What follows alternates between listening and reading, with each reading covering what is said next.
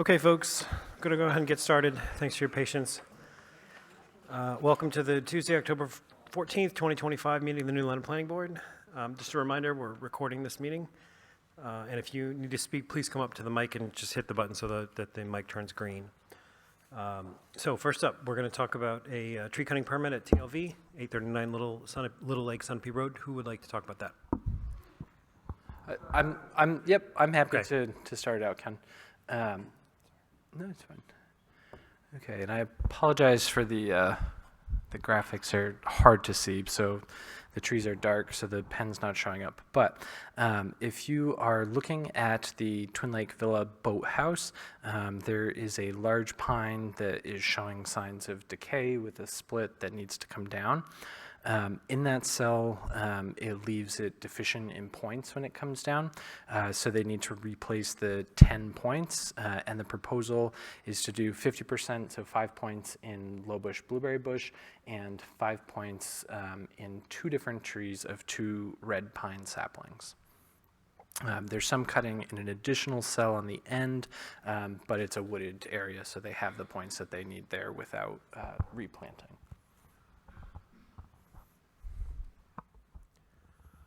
Do you have anything you want to add, or you guys good? Did you have questions? I was going to ask the board, but I didn't know if you wanted to add anything before we ask for questions. No. Okay, great, thanks again. Any questions from the board on this? And Adam, you said you did go out, correct? Yes, Vicki and I went last week, and there's a good street view that I was going to pull up and show you guys so you can see which tree.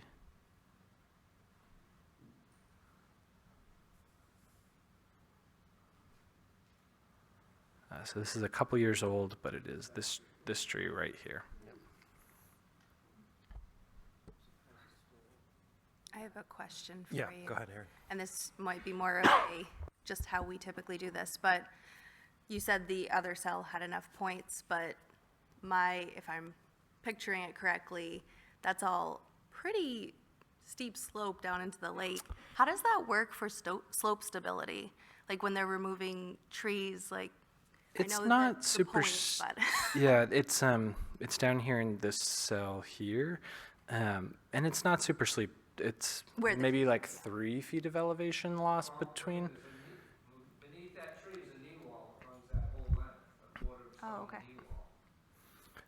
And that's on the one where we need the replanting. On the one where we don't need replanting, it has pretty good undergrowth, Yeah. as is with others. Some pretty sizable ones in here all fall in this cell. This is a unique parcel. There are other examples like this around town where the roads actually eat up a large Right. portion of the cell. And so we ran into this on Herrick Cove a few years ago, and you guys may remember that we consulted with DES, and there was a process for reducing the points required proportionately to the amount of the cell that the landowner actually has control over, so outside of the DOT right-of-way. Because if someone only has 4 feet Right. to their boathouse wall, like your family, Yeah. then it's unrealistic to think that they could pack an entire 50 by 25 foot cell's points within 4 square feet. Right. And so this was utilized here. In this case, they still needed more than 10 points, and that's the value of the tree, so it didn't materially change anything. Right. But we did go through the calculation to make sure that that didn't make a difference. Gotcha. Thanks for that, Erin. Are there other questions from the board on this? Any questions from the public? Okay, then I would need a motion. Wait a second. Okay, all in favor? Aye. Aye. Any opposed, abstaining? Okay, thank you, guys. Thanks. Have a great evening. Thanks, you too. Thanks. Okay, so next up, we're going to talk about a boundary line adjustment on Elkins Road. Who would like to come and talk about that? Perfect. Just make sure just hit that button to get the light to go green. Thank you.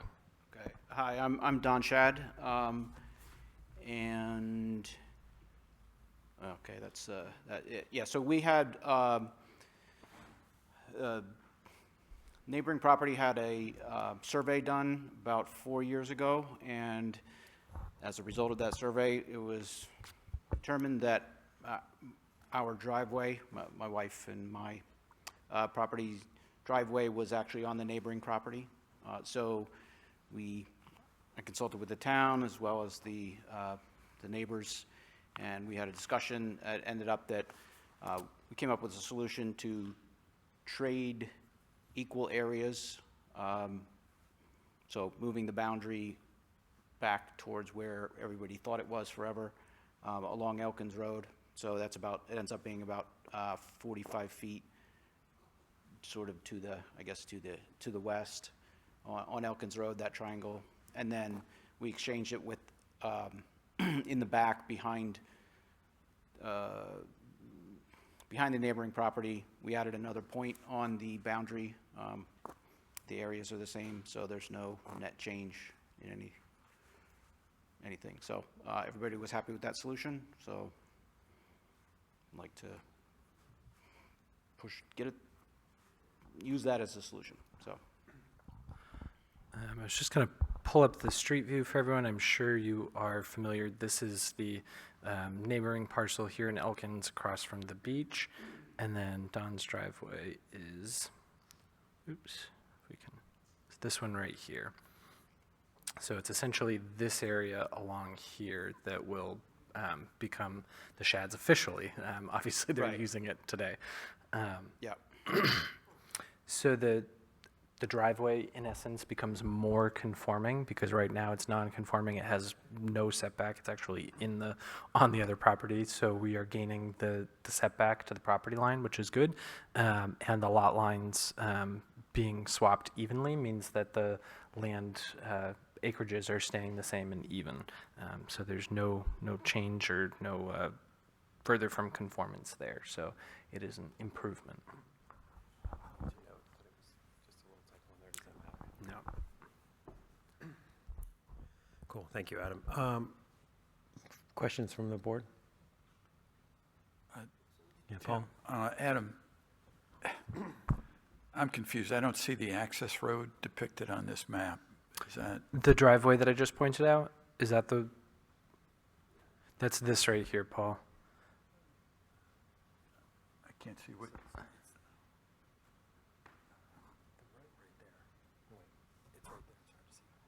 this one here?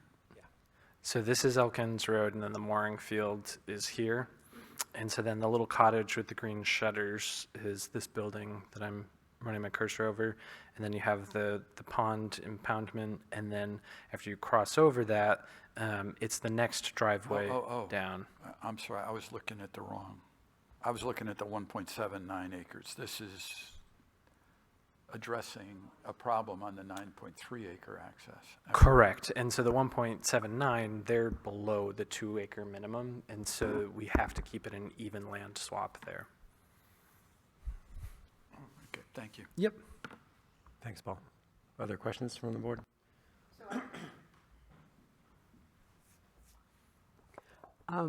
I just want to be clear too, so the two areas, the grid on the previous slide, the lower one is those are the two ones that are being swapped. Correct. So Okay. this portion here that my cursor is over will Right. now be part of the cottage. Got it. And then this one will be part of the Makes Shad's sense. home. Thank you. Yep. Yep, thanks for clearing that up. Questions from the public? Okay. So I need a motion. Correct. Okay, Charlene seconded, thanks. All in favor? Aye. And we should appoint Aaron for Yes. Paul Gorman Yes, and thank you. Charlene for Mary Ann. Yep, thanks for reminding me of that. All in favor, did we vote? Sorry. Yeah, we did, okay. Apologies. Any abstention or any nays? Okay, thanks all. All right, thank you. Thanks to everybody, and Adam, thanks very much, as well as to Vicky. Appreciate the help. Cool. Okay, so next up, we're going to talk about the capital improvement plan, the CIP, which this board is well familiar with. Yep. Okay. All right, so if anybody's interested in hard copies of the CIP, there is a stack on the stage up here with the narrative and updated. and then it is also up on the screen. So this is the official public hearing of the capital improvement program. I think most of the people in this room have sat through the discussions a few times, but for a matter of the recording and the record, we'll just sort of give it an overview as to what that is and what kinds of projects you may find in here. So the CIP goes out 10 years, and it looks at all capital expenditures in the town, primarily those over $50,000 for equipment, building needs, any sort of a planning or design study across all departments. And it is the job of the planning board to prepare it and adopt it. This year, the planning board primarily worked on it during their regular sessions. They did have a couple of work sessions outside of the regular sessions, but we're joined by Charlie Kelsey from the Budget Committee and BB Casey from the Select Board, understanding that both of those boards ultimately carry out the budget process, and so having members weigh in throughout the planning process is valuable to the overall planning process. There's a few things of note. Obviously, this is a longer plan, so we won't go item by item. But things that I guess took up majority of different conversations would be a modification to the sidewalk project. So we've had this multi-year sidewalk project in the plan for the last few years. There was a shift in the progression of the plan so that what was the last segment to be done, that amount was shifted to fiscal year 2020 in order to start on the section that is worst next year, after the section that is being done now was sort of deemed first worst. Once that's done, the second worst will sort of hopscotch, and then the plan will resume after that. The layout of the CIP, if you've looked at previous years, did change a little bit, where projects like this that are multi-year used to have individual line items, and we're still working out how to best utilize our new capital planning software. And so we realized we were missing out on a function of the software by creating them as separate projects, and what we really should be doing is consolidating them into a single project of sidewalk improvements and then showing the individual fiscal years as you see here. And there's a tracking side of things that as to why that plays out. Similarly, you'll see that in like dump trucks and sewer line slip lining. So where they used to be individual projects, they've been consolidated and just made a little bit more efficient. Other large things from Public Works include the need to plan for the reconstruction of their building after the failure of the structural system in 2025. And so that is now in there, landing for execution in 2028, fiscal year 2028. And so that had a ripple effect through some other capital planning projects like the police station that have found itself on our plan for, well, at least the whole 8 years that I've been working on CIP, and bumped it out a couple of fiscal years to accommodate the reality of not being able to take that all on in a single fiscal year. And then that played into a discussion with Chief Lyon regarding the ladder truck and the planned expansion of the fire station in order to accommodate the ladder truck. Chief Lyon shared that ladder trucks are now on quite a back order, and so he had expressed a desire to move the ladder truck purchase up in time so that the replacement actually was delivered when the replacement is anticipated as needed. And as the board discussed in the last couple of meetings, that was a difficult thing to shift due to the expansion that has to happen, the planning study that has to happen, and how all of a sudden that all condenses in the same time frame as the projects of the police station and Public Works also needing to happen. So ultimately that landed with the fire station expansion in 2031, the planning and design in 2030, and the execution of the ladder truck purchase staying in 2032. I think that's there's some new items in here. Car 2 fire inspector in this coming fiscal year. Some different equipment and things in the public works.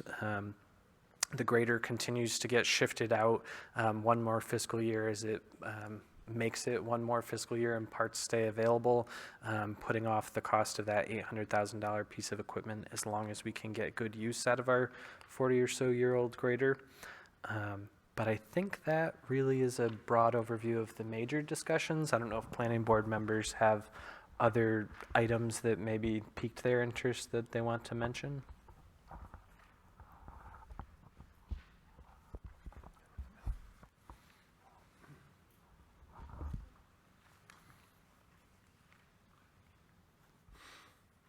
Anybody want to weigh in?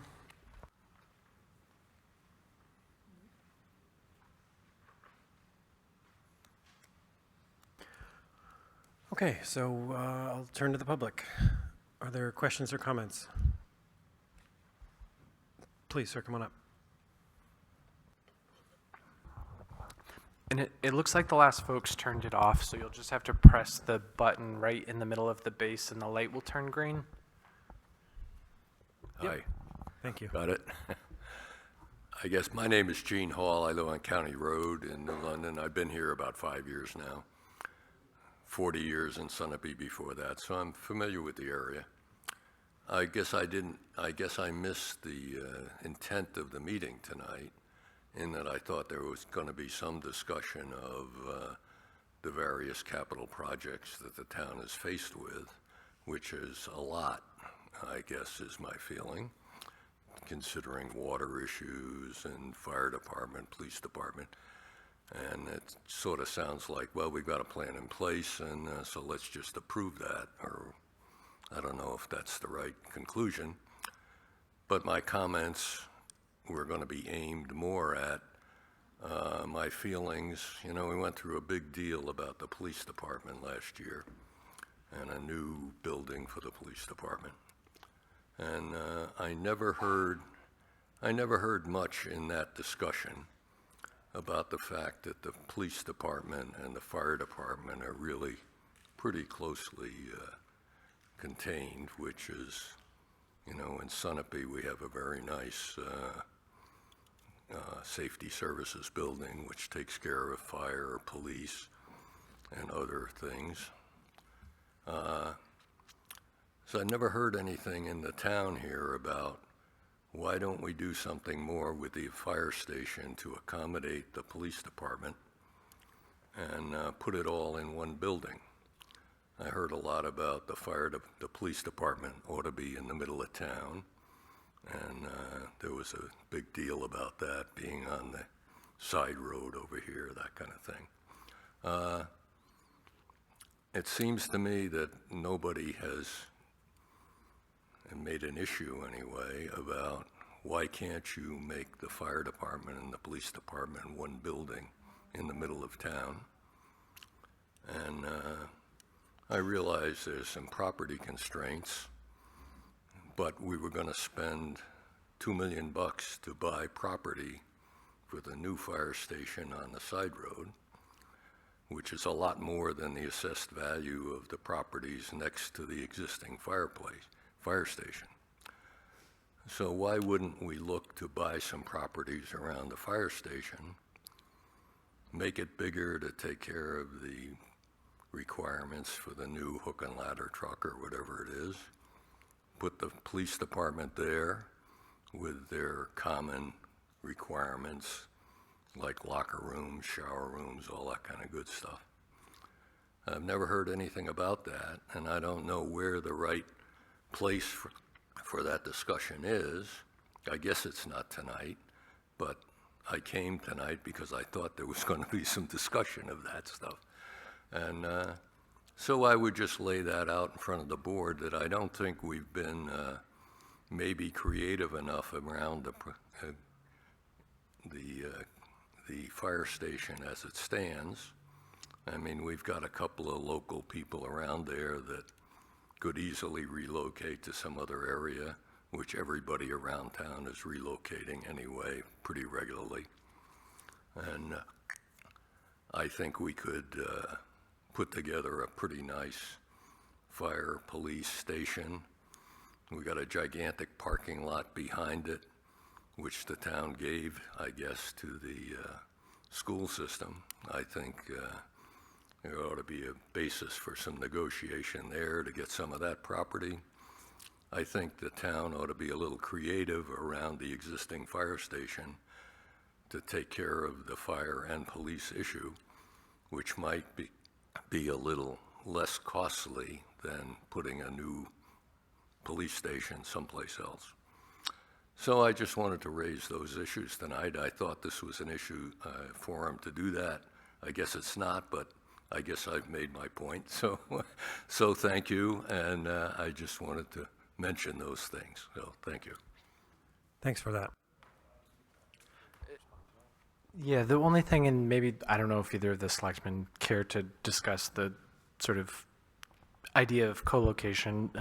They may wish to weigh in on that, but I do want to just clarify that the land purchase on Seamans, it's been long enough now that I've forgotten the actual price, but it was $350,000 in land purchase. The warrant article included additional funding for the necessary designs and studies that had to go into that. So the land purchase itself was not $2 million. I just want to correct that, but.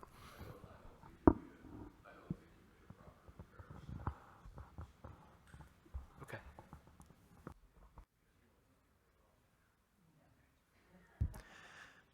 BB.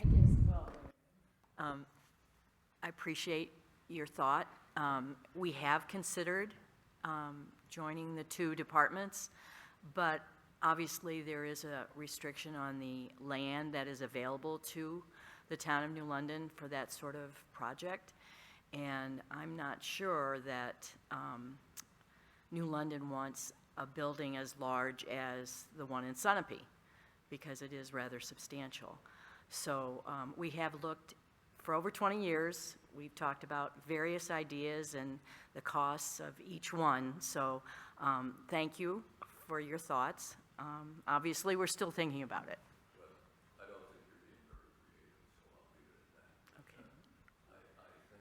If you want to come up, I'm sorry, if you just want to come up so we can record it to the mic, I apologize, just so it gets on the video.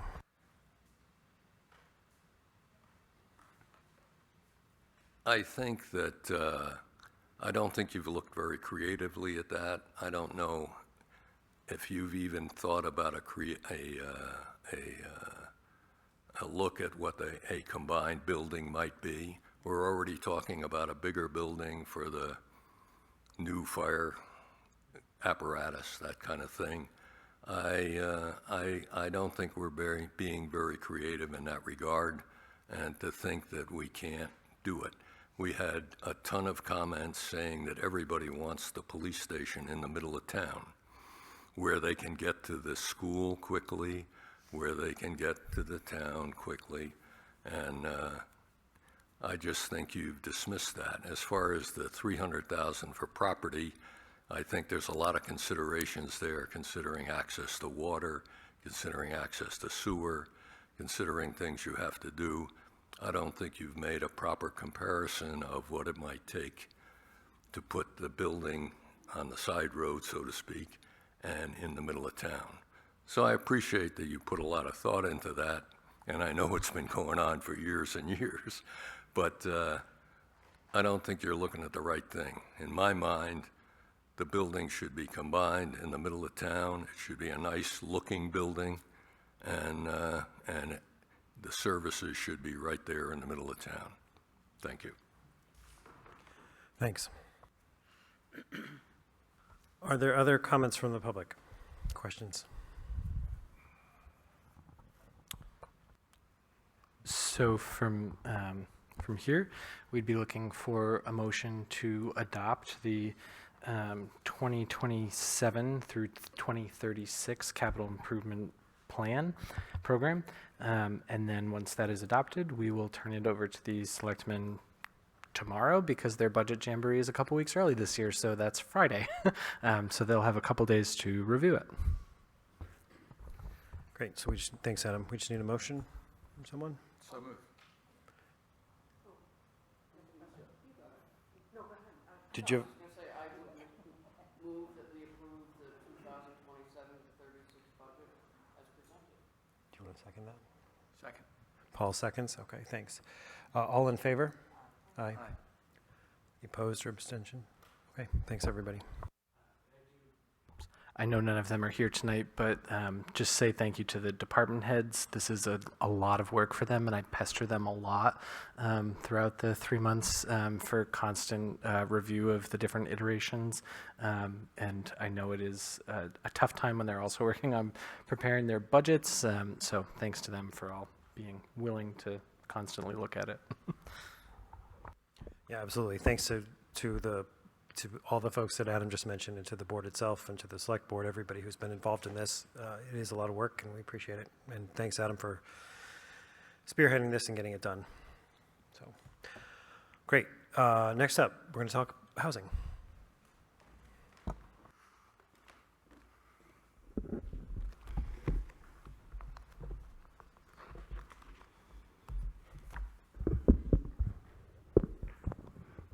Good evening.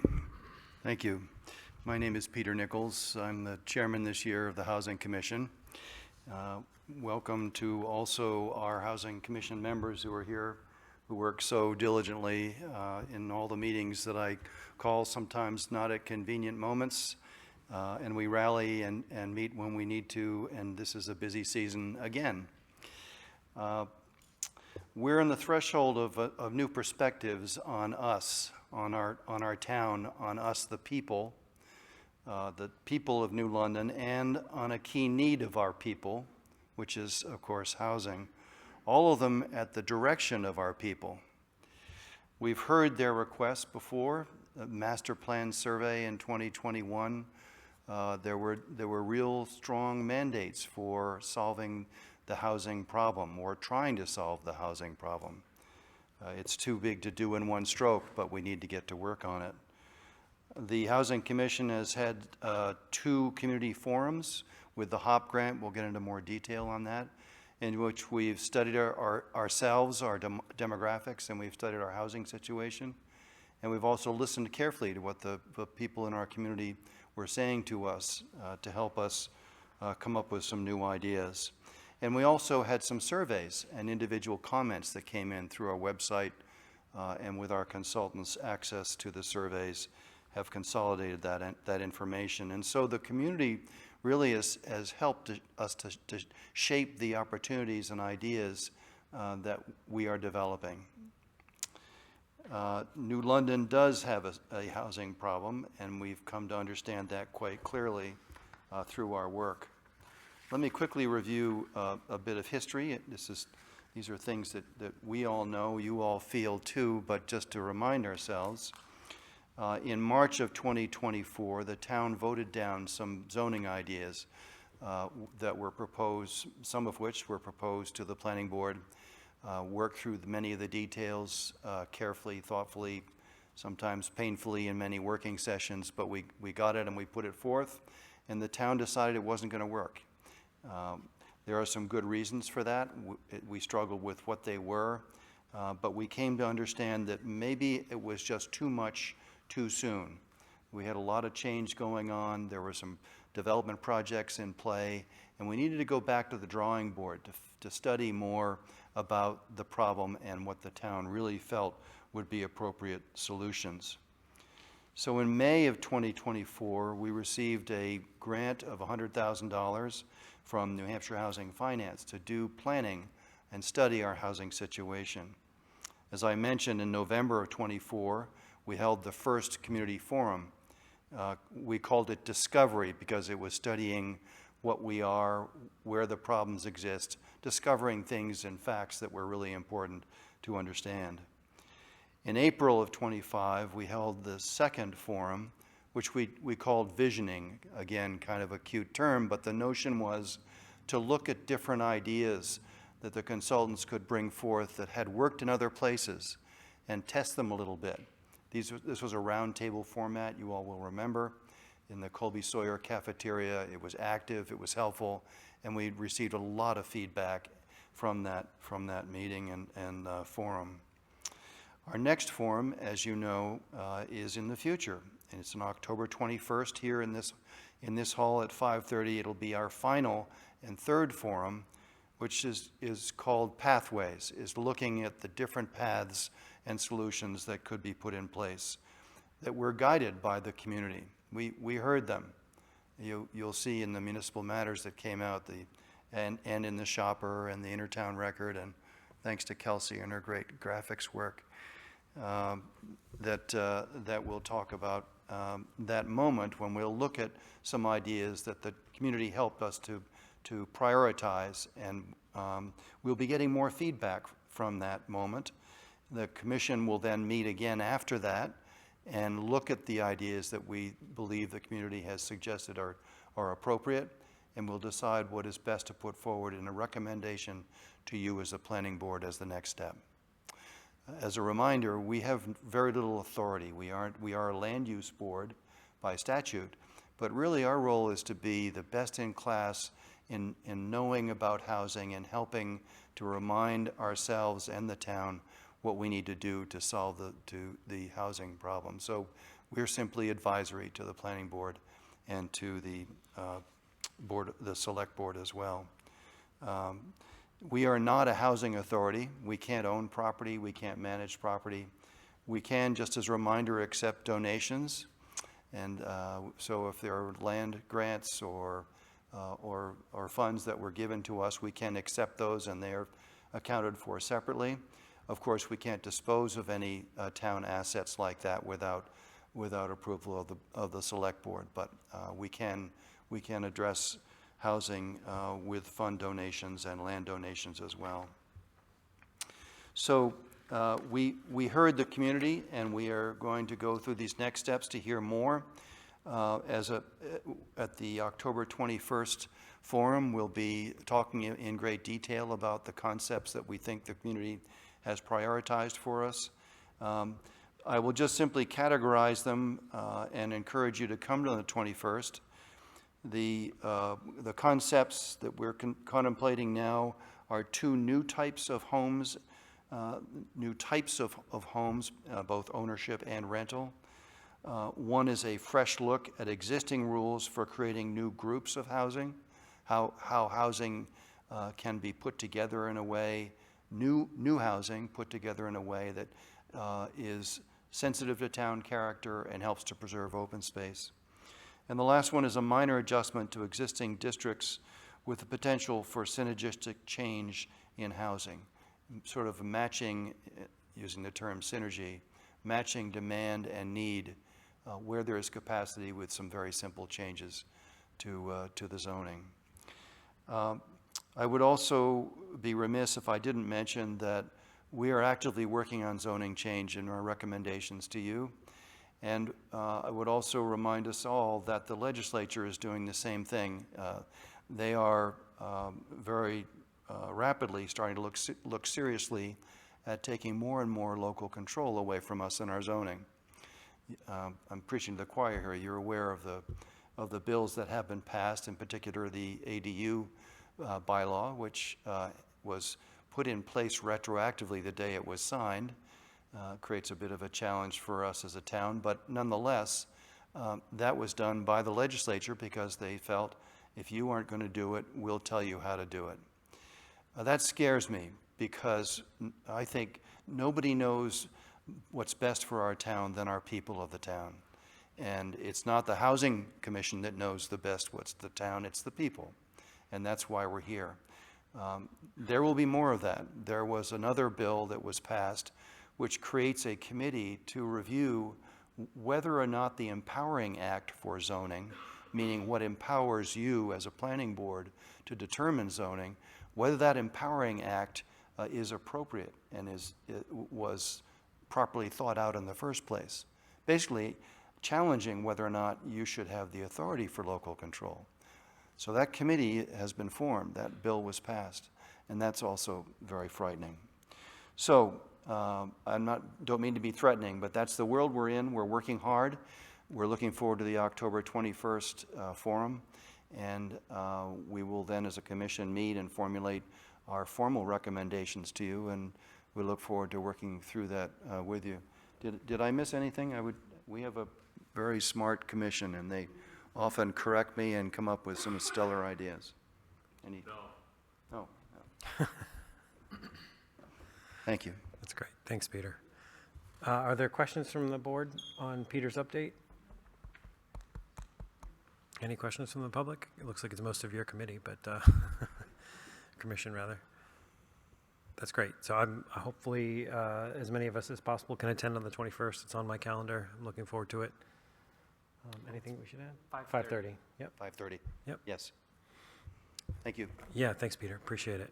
And appreciate all the hard work you all are doing. It's a major problem for sure. No, but I was just going to go over next meetings. Okay. So our next official planning board meeting is 2 weeks from tonight on the 28th, although hopefully we see all of you here 1 week from tonight for the Housing Commission.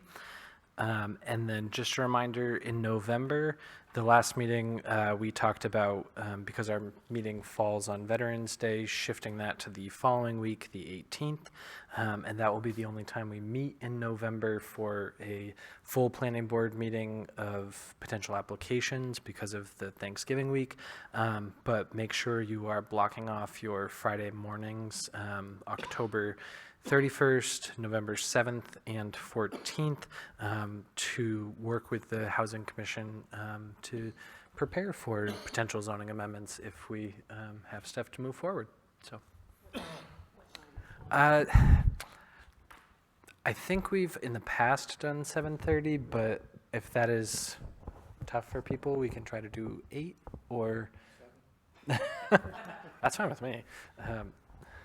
But I think Peter, we did 7:30, right? Do you remember? Yeah, that seemed to work okay. I don't know what folks think. I thought it worked okay. we did 7:30 to 9, so that if anyone had to get to work, they could do that and only be a little bit late, hopefully. Is that still good for you? Okay.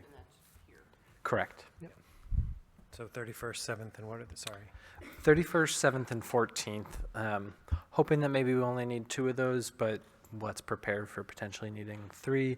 And then that does allow us, if we needed to, I think at least 3 more Fridays, not considering the Thanksgiving week, that if we had to before the deadlines in mid-December, we could. But let's start there. Yep, sounds good. Thanks for that reminder.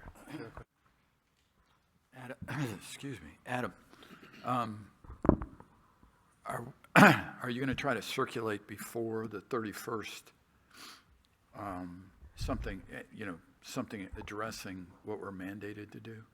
Yes. Yep. And so one of the meetings sometime this summer, we did look at the ADU red line. So we'll bring that back. I think will probably be one of the first things that we discuss. And then ultimately, we're sort of waiting to see what happens next Tuesday night for what the appetite is. And then we'll make sure we have stuff circulated.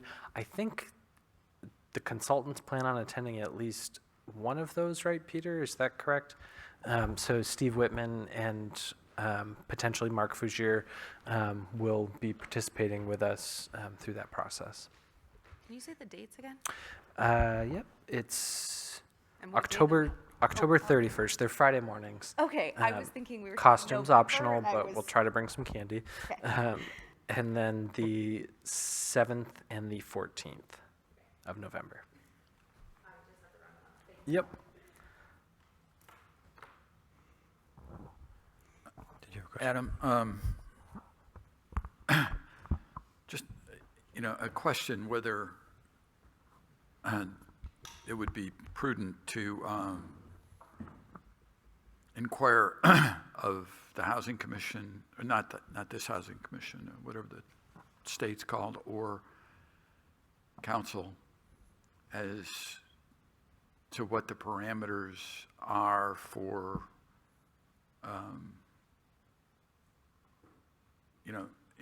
for coming up with an ADU regulation that meets the state requirements, but can be, I don't know what flexibility we have within the town, and I hate to get to these meetings and raise the question and then it's forever. If there's some way that you or I or somebody can be involved in exploring that, so we have some answer to that question before we start getting input.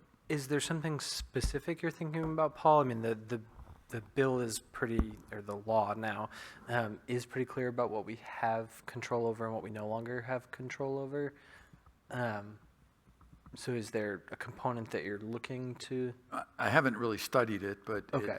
it seemed there's a lot of iterations and a lot of discussion that was out there that In the end- seemed to indicate that there, that towns could take into account certain things.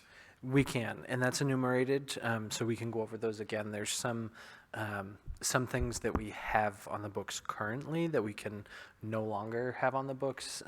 So it can't be a conditional use permit from the planning board anymore. It has to be by right through the building permit process. You have to allow the detached in addition to the attached.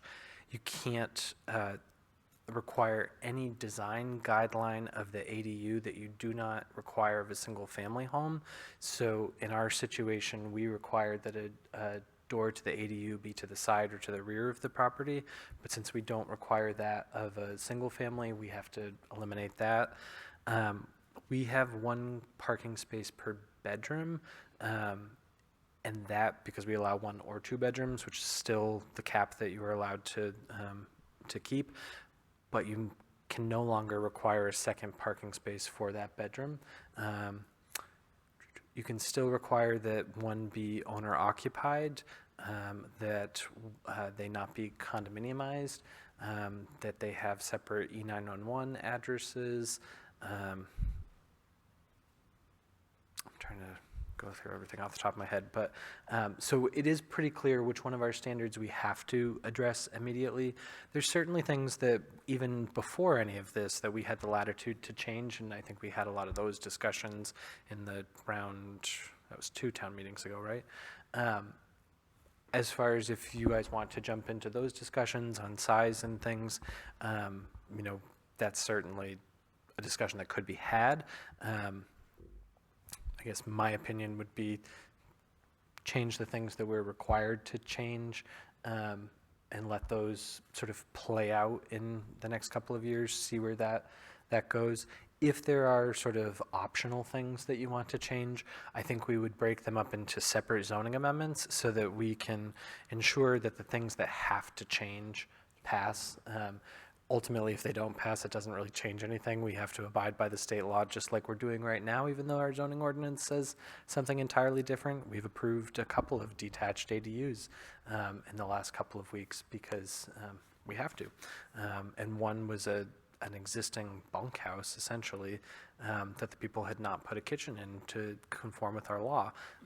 And the project was 95% of the way completed and the law changed, so they came in with a building permit to add a kitchen. So we can definitely go through all of those things and then talk about if there are the optional things, so to speak, on a separate amendment. And I think the Housing Commission has some thoughts on those things that probably I would assume we'll share on the 31st on the optionals. Yeah, you touched exactly, I was just going to mention briefly what I would call the packaging of these things. One of them, it seems to me that the voters should be looking at what is absolutely required statutorily because there effectively is no choice. I don't know what would happen if the voters turned it down, that's another problem, but that's statutory. But the new ideas, I think, should be voted on and packaged separately. And we can talk about, if you feel it's appropriate and you support the ideas in whole or in part, we can talk about how those would be packaged for voting on the ballots. So, thank you. Thanks, Peter. Thanks, Adam, for the rundown. It's impressive you did that from memory. Are there other questions from the board? Anything else from the public? Going once, going twice? Okay, we just need a motion to adjourn. Can I get a second? Second. All in favor? Aye.